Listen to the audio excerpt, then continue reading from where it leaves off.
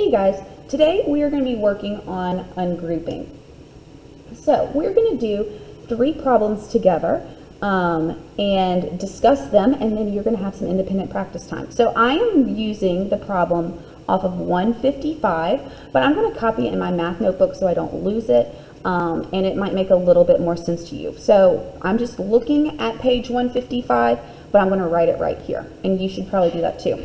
So the problem that they have is 864 minus 586. So they're going to need to subtract. Let me first draw my problem. So 1, 2, 3, 4, 5, 6, 7, 8. Then I have 1, 2, 3, 4, 5, 6 tens, and then 4 ones. 1, 2, 3, 4. Okay, I'm going to use a sticky note to help me subtract. So I'm going to cover that, and I'm going to start with my ones.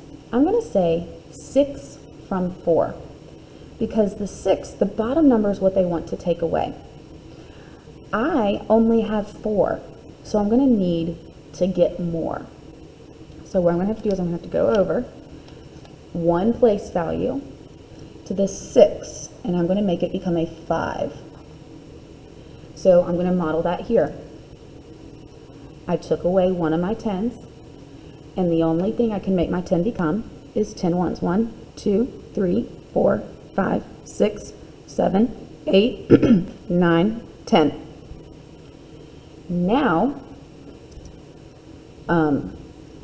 I have a total of 14 ones.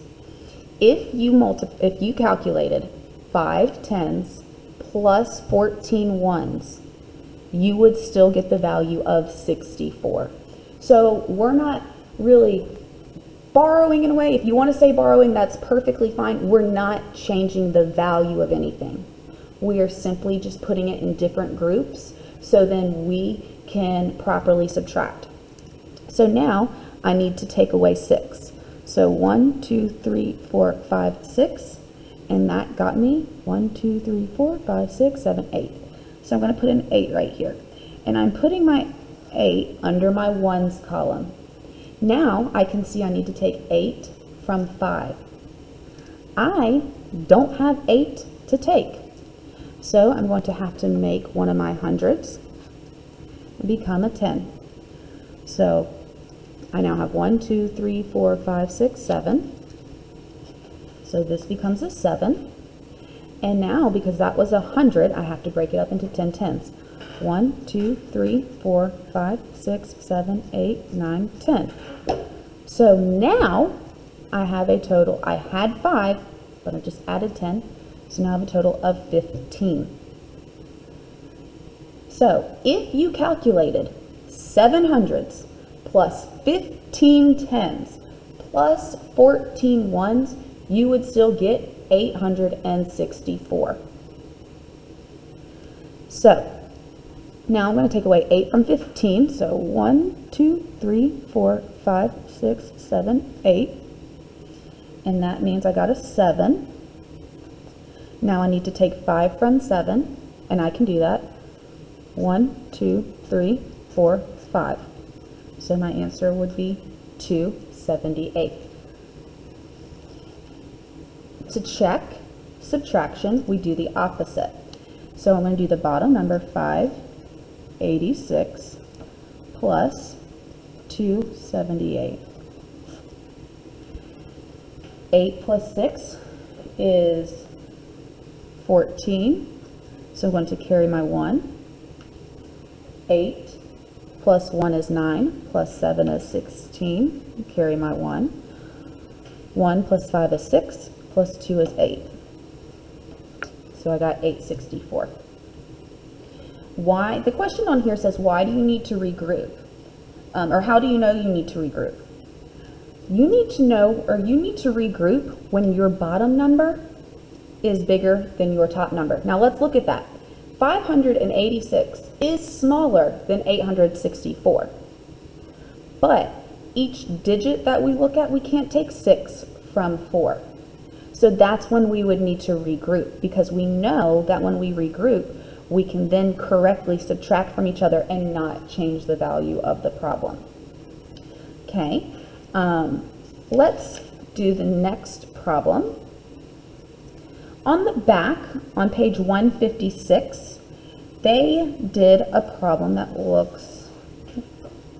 they made a mistake. It said 363 minus 244. And they got the answer 1, 2, 1. That is wrong.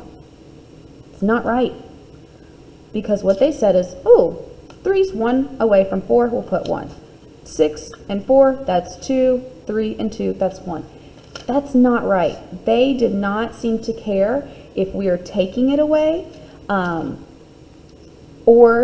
they just didn't seem to care. All they were doing is just writing some numbers down and finding the difference and not finding versus the value of it. So let's do that problem correctly. So I want to write it correctly here.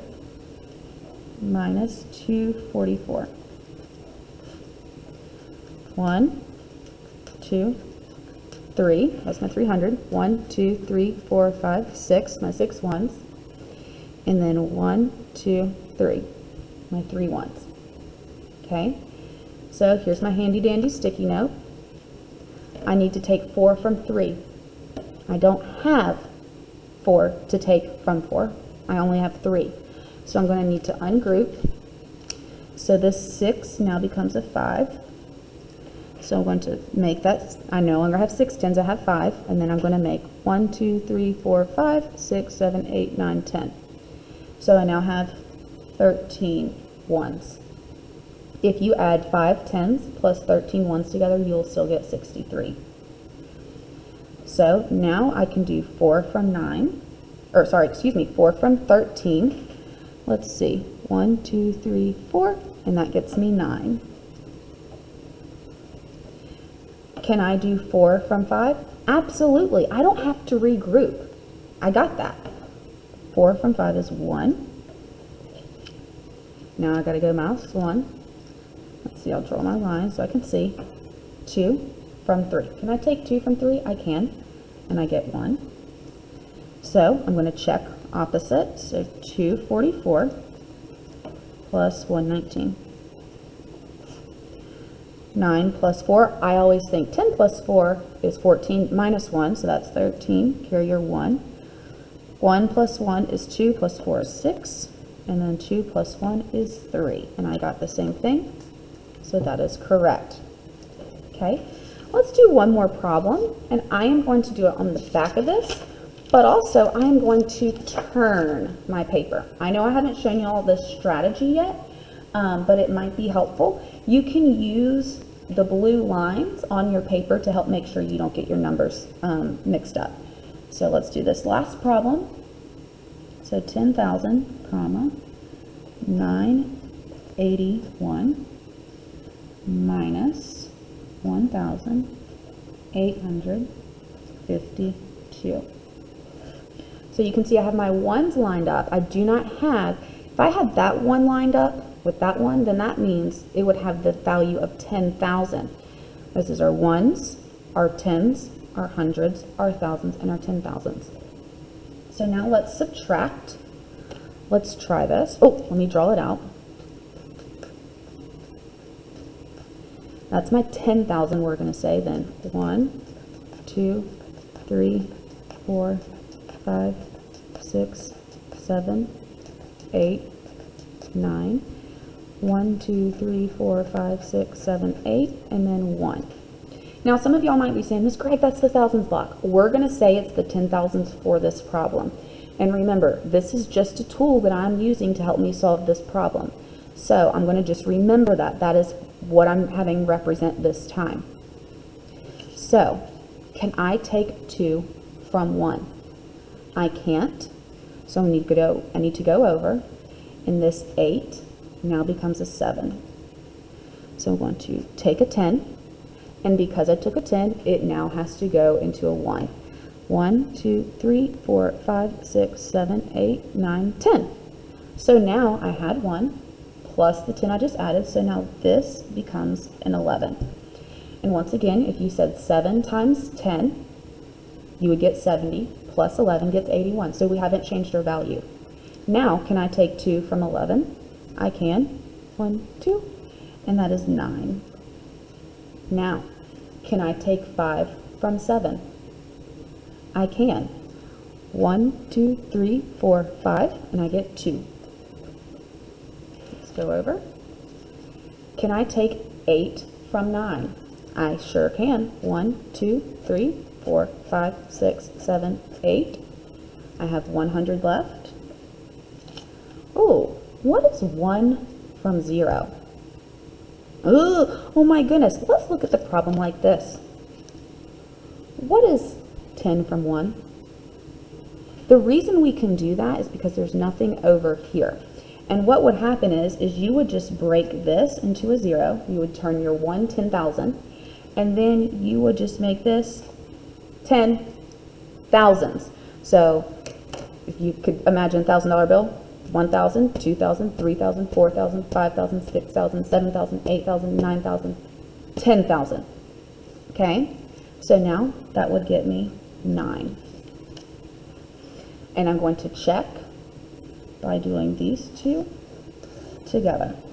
So 9, 1, 2, 9, plus 1, 8, 5, 2. You can see I have my values lined up. 2 plus 9 is 11. Carry your 1. 5 plus 2 is 7. Plus 1 is 8. 8 plus 1 is 9. 1 plus 9 is 10. Got the same exact thing. Okay, what I want you to do is page 157, independent practice. Page 157, and we're going to do some more practice together. That's your Google form.